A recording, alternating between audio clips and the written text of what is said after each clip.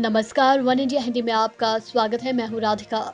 दिल्ली में आज एक बार फिर से कोरोना का बड़ा विस्फोट हुआ है। राजधानी में कोरोना महामारी बेकाबू होने से लोगों में दहशत का माहौल है।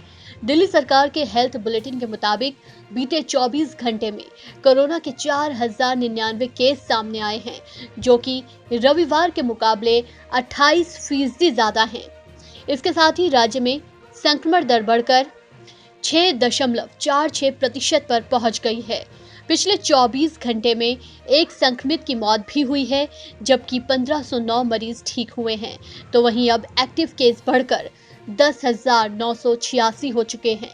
इसके साथ ही दिल्ली में कोरोना से जान गंवाने वालों का आंकड़ा 25,110 पर पहुंच गया है। इसी बीच स्वास्थ्य मंत्री सत्येंद्र जैन ने कहा कि दिल्ली में 10 से 15 दिनों में तेजी से ओमिक्रॉन के मामले भी बढ़ रहे हैं। दिल्ली के अंदर पिछले 10-15 दिन से केसेस काफ़ी बढ़ रहे हैं। जब से ओमिक्रॉन आया है काफ़ी तेज़ी से बढ़ रहे हैं, परंतु संतोष की बात यह है कि लोग बड़े नॉर्मल से लक्षण हैं, बहुत ही कम बीमार हो रहे हैं। हॉस्पिटलाइजेशन की बहुत कम जरूरत पड़ रही है।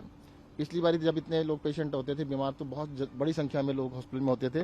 कल जो अस्पताल के अंदर जो टोटल लोग थे, दिल्ली के जो पेशेंट थे वो सिर्फ 202 पेशेंट थे। सिर्फ कुल दिल्ली के जो पेशेंट थे 202 पेशेंट थे दिल्ली के जो अस्पतालों में थे।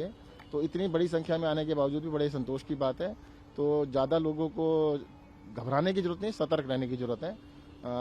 2 साल का एक्सपीरियंस बता रहा है कि भाई मास्क लगाएं तो इससे बच सकते हैं, और जल्द ही दिल्ली के लोग सब मिलके इस कोरोना की नए रूप को, जिसे ओमिक्रॉन कहते हैं, इसको भी जल्द ही हराएंगे। 2 दिन का जो लास्ट 2 डेज का बता सकता हूँ, उनमें 84% जो पेशेंट थे वो ओमिक्रॉन के थे। 84%।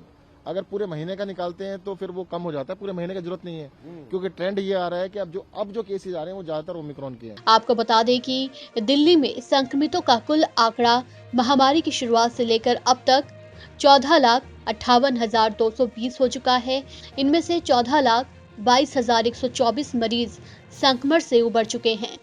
वहीं दिल्ली आपदा प्रबंधन प्राधिकरण के ग्रेडेड रिस्पांस एक्शन प्लान के अंतर्गत लगातार 2 दिन संक्रमण दर 5% से ज्यादा रहने पर रेड अलर्ट की स्थिति बन जाएगी, जिसके तहत कर्फ्यू लागू होने के साथ ही ज्यादातर आर्थिक गतिविधियां भी रोक दी जाएंगी।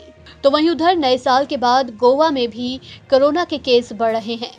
पिछले 24 घंटे में यहां 388 नए मामले सामने आए हैं, जिसके बाद गोवा में कुल एक्टिव केस 1,671 हो गए हैं। राज्य में कोरोना के बढ़ते केसों को लेकर राज्य सरकार ने रात में कर्फ्यू के साथ साथ अन्य जरूरी प्रतिबंध लगा दिए हैं। गौरतलब है कि देश भर में कोरोना के केसों में इजाफा देखने को मिल रहा है। ऐसे में माना जा रहा है कि जिन राज्यों में कोविड केस बेहद ज्यादा बढ़ रहे हैं, वहां फिर से लॉकडाउन की संभावना बन सकती है। इस खबर में फिलहाल इतना ही। तमाम अपडेट्स के लिए बने रहिए वन इंडिया के साथ।